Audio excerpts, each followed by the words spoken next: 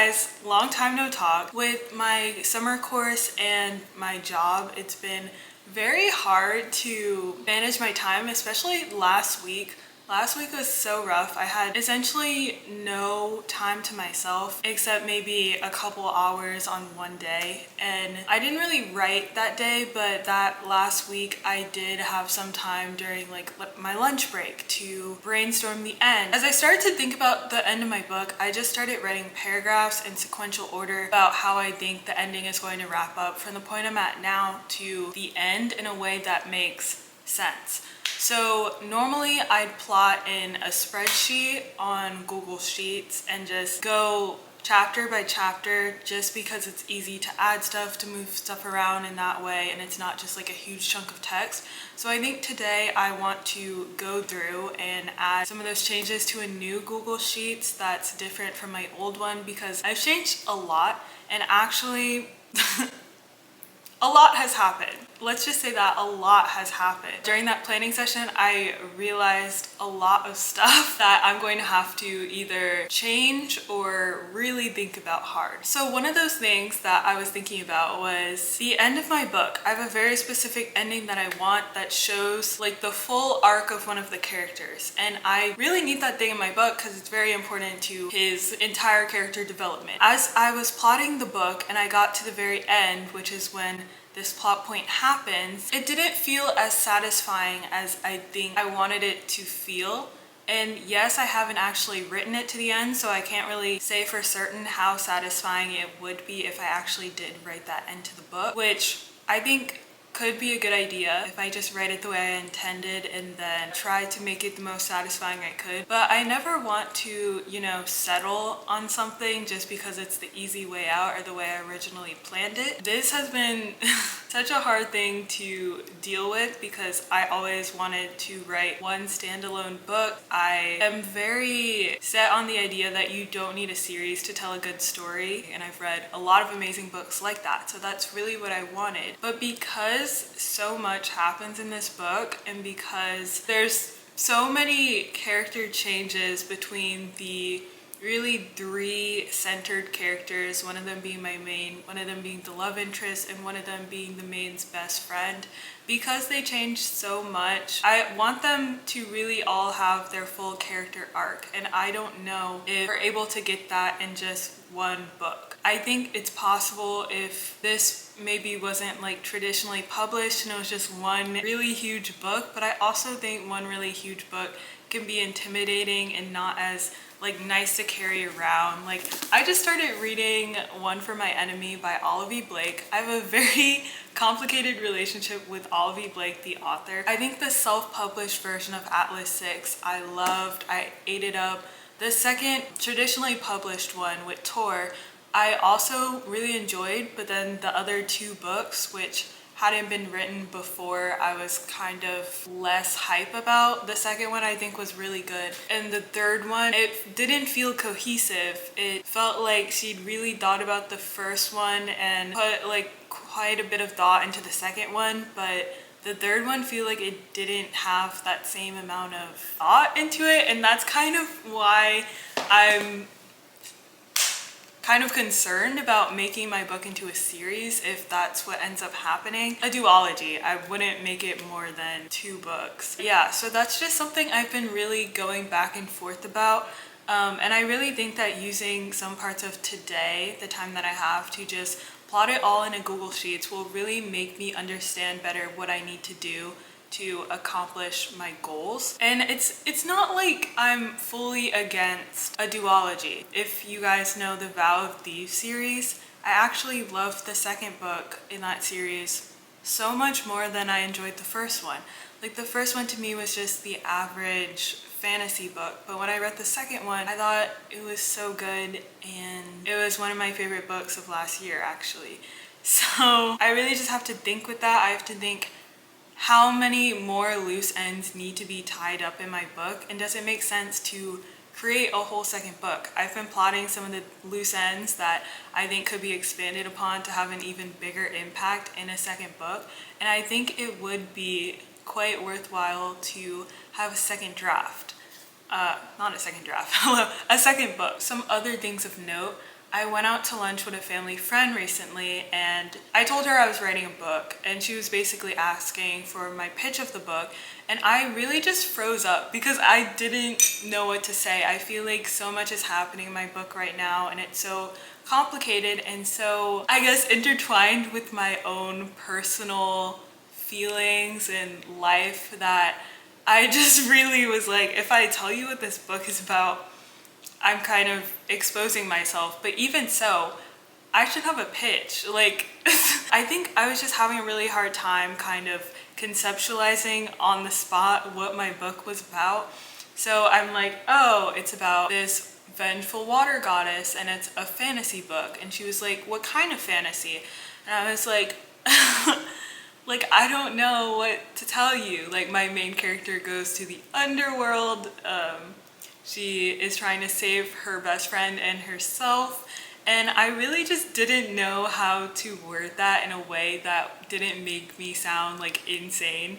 So, so yeah, I think I also want to work on coming up with a pitch because just being on the spot like that and having no idea what to say was so humbling, and to really put a lot of stuff into perspective. Like for a full like minute after that, I was so embarrassed. I was like, this makes my book sound so whack and it's not serving me to kind of belittle my own project, and I really just want to have something to say that sounds intelligent when people ask me about my book or my writing. Obviously, people don't ask me about it a lot because they don't bring it up a lot, but I want to have something to say to make me seem like I kind of have an idea of what I'm doing at least. So maybe I can also work on that today. And I also think that would be really good for introing my videos so that you guys know what my book is about if you're new to my channel. So yeah, I'm about to run out of space on my SD card, so please hold for a second. So I guess one other thing I wanted to talk about was how you can really write anywhere, and even if you have a super busy schedule, I think it's pretty attainable to at least make some sort of progress at least every week. So for example, this past week, even though I was super busy, like probably one of my busiest weeks this summer, I still had time to think about my book and to kind of plot out the very end, because lunch break is like an hour, take 30 minutes to eat or so, and then the rest of it you can just spend working on your book. And you don't even have to write anything, it could just be thinking about what could happen next, or maybe making a note or taking a mental note. It's really like there are no rules to the process and you can kind of just figure out how to do things in the way that works for you. Writing is a very personalized process. Tailor it very much to the individual, and I think that's one thing that I really like about it. Okay, so I'm working on a fantasy book, but I've been thinking a lot about getting into general fiction, like maybe after I finish a couple projects, because I have a few lined up in the queue that I really want to write. I rarely write about things that are very calm and just everyday life. Like, I think in a past vlog of mine, I was talking about the reason I like Donna Tartt's books, and it's because she manages to make the mundane something that you can sit in and something that you really experience with the characters and kind of understand them intricately in the way why they act the way they act, in the way their interactions really trigger the interactions of all the characters around them. And her books are never something that I'm rushing to get through, because I know that when I come back to them, the character's always going to be waiting for me in the same position that I left them in. Like, a lot of her characters' developments happen over a very slow period of time, and even if something very major happens to them, she'll take you to a moment in their future where things are very different and they are maybe affected by their tumultuous experiences, but in a way that is very easily digestible to the common human. Like, things don't happen fast. And I think when you're writing fantasy, at least if it's not high fantasy, things happen pretty fast. You really have to think on your feet. And I think with me, I'm very much push it on to the next thing.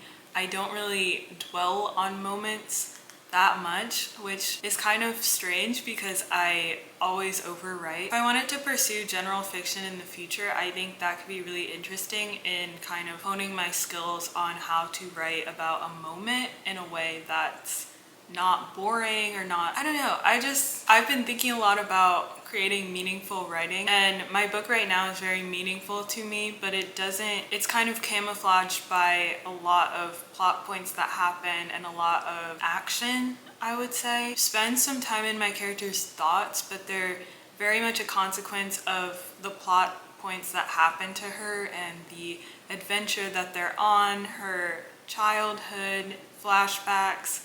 And I think it could be really cool to just sit down and write kind of reflections about life in a very current, more obvious sort of way. I don't know if that made any sort of sense, but right now I'm going to open up a new Google Doc, a new Google Sheets, and I can kind of walk you guys through how I plot a little bit. I've used this method to plot many times and it has worked for me one time flawlessly. Like, I didn't deviate from the plot at all, and I think my draft turned out really good. I think that the reason that worked out though was because for that book I'd already written a first draft, and I wrote the entire very thorough breakdown chapter to chapter of my second draft. Granted, I didn't finish that second draft, but when I go back and read it, I really like how it sounds, and it's actually one of the works that I've written that I'm most proud of so far. So I really hope I can achieve that same level of proudness with this project that I'm working on. I also think being proud of your writing comes with time. Like, maybe at the time that you write it, you just think it's okay, but I think the more you let it simmer and sit and the more you go back to it, the more proud of yourself you are for really making something that you think really resonated with yourself at the time and even yourself today. I think sometimes you can find yourself, if you're very invested in your project, which for me happened with this one past particular project, you can really just pour a lot of your time and effort into it, and I think that really makes you capable of creating something very, for lack of a better word, beautiful. That's so cornball, but I'm gonna stop talking because this is awkward, right, guys? First thing I'm going to do is go to Google Sheets and create a new spreadsheet. I'm going to entitle it Draft 2. Let's call my book Second Chancers. That's what I've been calling it. That's not what it's going to be called. So right now in my draft, I left off on chapter 21. I didn't finish it. I ended off with my love interest kind of berating my main character for letting one of the antagonists get to her, and they're about to go search someone's house. Other than that, right under that, I wrote 3 paragraphs of what I wanted from chapter 21 to the end of the book to look like. And as I was writing that paragraph, I was like, oh, if my book ends the way I wanted it to end, then I feel like it's going to be very unsatisfying because it's going to be, the event happens and immediately it gets corrected. And I really don't like when that happens in a book, except if it's miscommunication. If it's miscommunication, please get rid of that so fast. I don't want to see it. Please stop. Part of the reason I want a second book is so that I can wrap up the love interest arc, but also I want to make my main character and her ex-best friend have a closer relationship. I want them to get closer because I really did that a lot in the beginning of the book, and also when the ex-best friend had a chapter to herself from her own point of view, I tried to strengthen their friendship a little bit and highlighting that they were thinking about each other when things were going wrong. But I think I want them to have some scenes where they're working together more. There were more scenes of them where... Bruh. Okay, got another call. We gotta make this fast. Main character and ex-best friend. I need to come up with aliases to make this easier because ex-best friend is such a long thing to say. But I want them to get closer by working together more, because they work together a lot at the beginning of my book, going into the middle. In the middle, my main character goes to the underworld, so they're not really together at that point, and then after that they're reunited, but that's like at the very end of the book. While she's in the underworld, they're able to communicate once or twice, but I really just want them to have more interaction with each other, especially because that's a main part of the book. Like, a lot of this book is about friendship and changing because you're healing from, I guess, trauma. And I feel like it could be more impactful if I had even more space to make those changes and have them working together. So under that, I also created a bullet point, like a bunch of bullet points about why a second book could be useful. One consists of making a chapter in the love interest point of view to try to give some more background to his past, because he explains his past to the main character, but I think it could be even more impactful if we see it firsthand as he's experiencing it in the past. I want to include his current thoughts on something that happens that's very alarming. Also, there's some loose ends about my main character's parents, some detailed origins about some jewelry that shows up in the first book that's very important. Creating a revolution in the second book, I think, could be very cool. So yeah, there's a lot of stuff I could add, a lot of stuff that is addressed in the first book, but not really in a way that might be as satisfying to some people. So yeah, I really just have to sit down and think about it, but I don't have time right now because I'm about to leave. There's my cue. Hi guys, hopefully you're able to hear me with my wind muff on.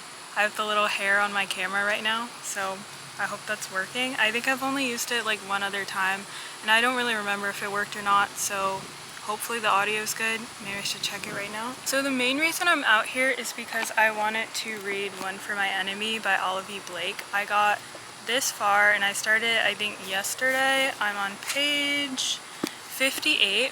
And honestly, I think reading this has really inspired me to want to write more today. I was already planning on writing today because this is kind of the only free day that I have and have had in a really long time. But it's been really good and it really gives me so far the same energy that the Atlas 6 was giving me. Like, the writing is so good and I'm honestly thinking about annotating it because some of the lines I'm like, that's a good one. Like, she ate with that one. I was going to get this book last year when it was hardcover, but then I was like, I don't know if I'm gonna like it, especially with the second one kind of disappointing me a little bit. Even the first one, I don't know if it was just the time I read it or the actual book, but for some reason it wasn't as good as like I expected it to be, so I was kind of hesitant, especially because after I read some of the Atlas 6 series, I then read Alone with You in the Ether, and that book was also just okay to me. So I don't know, I feel like this book is really pulling at like an original Olivie Blake, like Olivie before getting Tor published. It's really good so far and I'm really enjoying it. I thought also maybe the cast of characters would be too extensive, but it's been really easy to follow so far, and I feel like it's more YA focused than adult like the Atlas Complex is. So maybe that's also why I think it's an adult book, but so far it's been a lot easier for me to follow and I'm really enjoying it. So it's definitely like out of 4 right now. We'll see if it bumps up to a 5 or if it goes down. Hopefully not, fingers crossed. Since I'm out here anyway, I figured I would just bring my laptop to try to get some writing done. I really want to spend most of my time working on my plot for the end of the book. I think I'm a little bit more than halfway through my book right now, so I thought I definitely need to get a more solid ending. So I'm just going to go through a little bit. I'll set a timer for like 10 or so minutes that I want to use to kind of plot out what's going to happen next or to the very end of the book, and I'll put it in Google Sheets. I'll walk you guys through the process a little bit as well, just because I think that could be interesting to watch and maybe it could help give some inspiration for plotting if anyone isn't a big plotter. Like, I would say I'm not a huge plotter when it comes to writing, but I really like having a very loose basis of what I need to do. And I find that I have that same energy in my day-to-day life. Like, I can't really keep up with a time blocking schedule, although I really like going through and time blocking. I always find that it lasts for like one day and then something else goes wrong, and I really feel like that's because a lot of my time is predicated on like the people around me and like people I live with, things I need to do, or people I want to hang out with that are only available at certain times. So that's unrelated, but I'm just going to go through and plot out the rest of the chapters from chapter 21 until the end of the book. So let's get 10 minutes on the clock, and then after that I'm probably going to write for a little bit, do a quick sprint, and then get back to reading.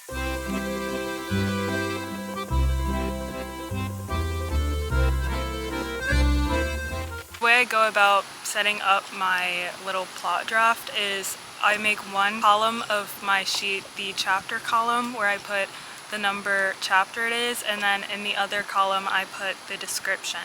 So I make sure to make the description column longer lengthwise, and then I wrap the text to make sure it goes down rather than like all the way over and gets hard for me to follow. So I'll just show you guys what I have right now. That's essentially the basics for like the setup. It's really nothing crazy. Very easy for me to follow and use. And if I need to add something, I insert another row, or if I need to delete something, move stuff around, it's very easy to do so. I'm going to finish this up and then I'll come back and tell you guys how it went.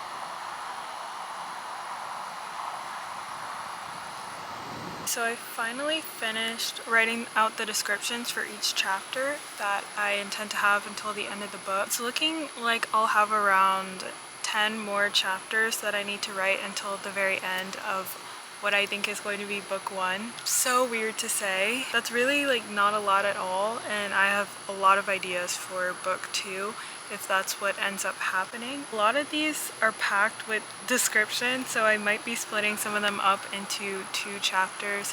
But I'm just really excited to finish writing this draft so then I can go back and edit it and make it really sound the way I want it to sound. I know a lot of people like the first draft process a lot more than editing, but I think the editing is normally super satisfying and really helps to bring a project together into something you actually want to see. I'm thinking right now about working on some of chapter 21.5, which is what I'm currently working on. I'm kind of in the middle of that chapter, maybe a little less than the middle, and a really big plot point needs to happen in this chapter, and I've kind of been stalling it because I don't know exactly how it's going to play out. Like when I was writing the description, I always write a very vague idea of what's going to happen, but actually getting there takes a bit more work. Glad that I was able to make some sort of progress, and I think that going further, things will get even better. Actually, I think I'm going to take a break right now because this took a lot longer than 10 minutes. Like the 10 minutes were up like 25 minutes ago. I've been working on plotting the rest of the book for the past like 30 minutes, and I just really want to read this book because it's so good.